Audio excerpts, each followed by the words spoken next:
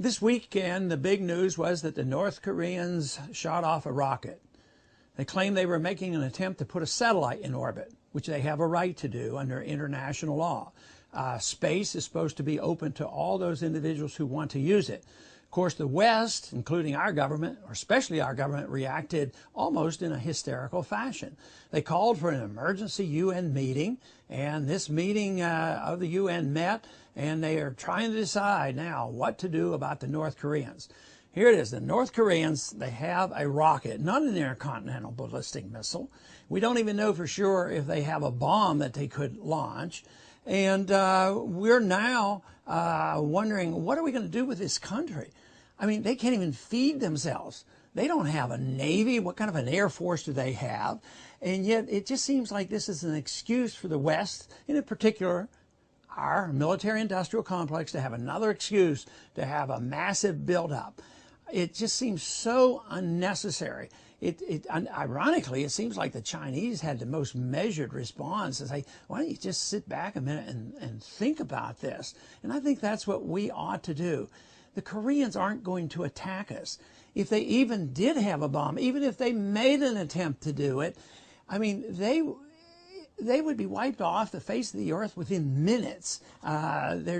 It's just preposterous to think that the North Koreans are a threat. I think they're playing cat and mouse. I think they're laughing. I think they love to see us go nuts over this. But what they don't understand is they might not realize how much we might overreact. And this whole thing that some of our politicians are saying, well, we should have gone in there and bombed that site before it even took off.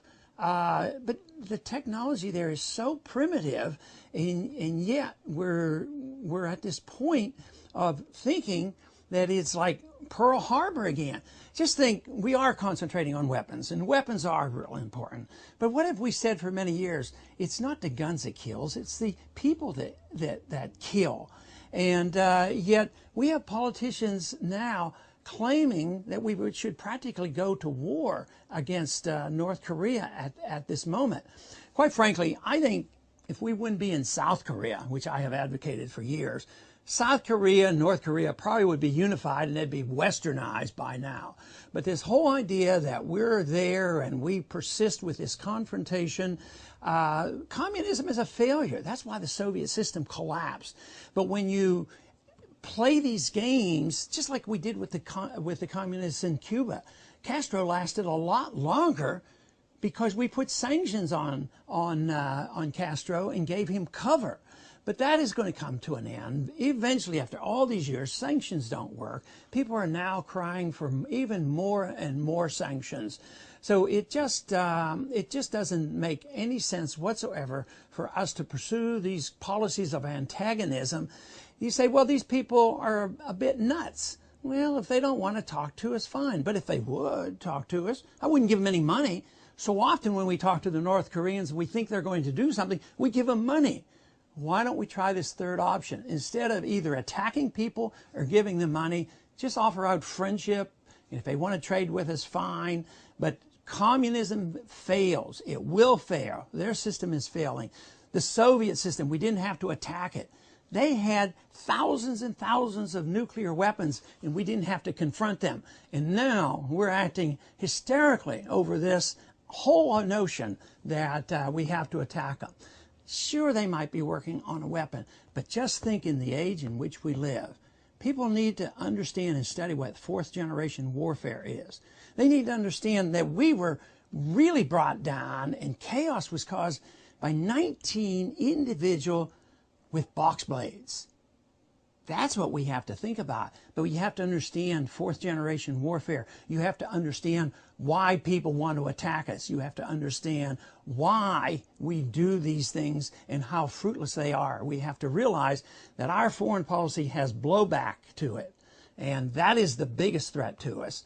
The best thing that we could do is take the advice of the Founding Fathers and say, look, let's trade with people, let's talk with people, try to be friends with people, and be more tolerant with people, and look to our own problems. When we make our own mistakes, if we have imperfections in protecting human rights, and civil liberties here in this country, let's take care of it before we preach and lecture to everybody else and expect them to respond to us.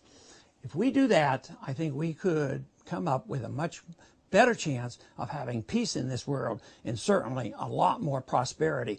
We don't need to be spending these hundreds of billions of dollars on international warfareism. And some people expected our new administration actually cut back. They're increasing this military budget.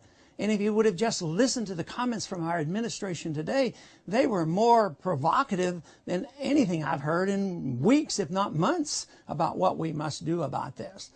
We ought to just sit back and take a breath and realize that North Korea is not a threat to the United States of America.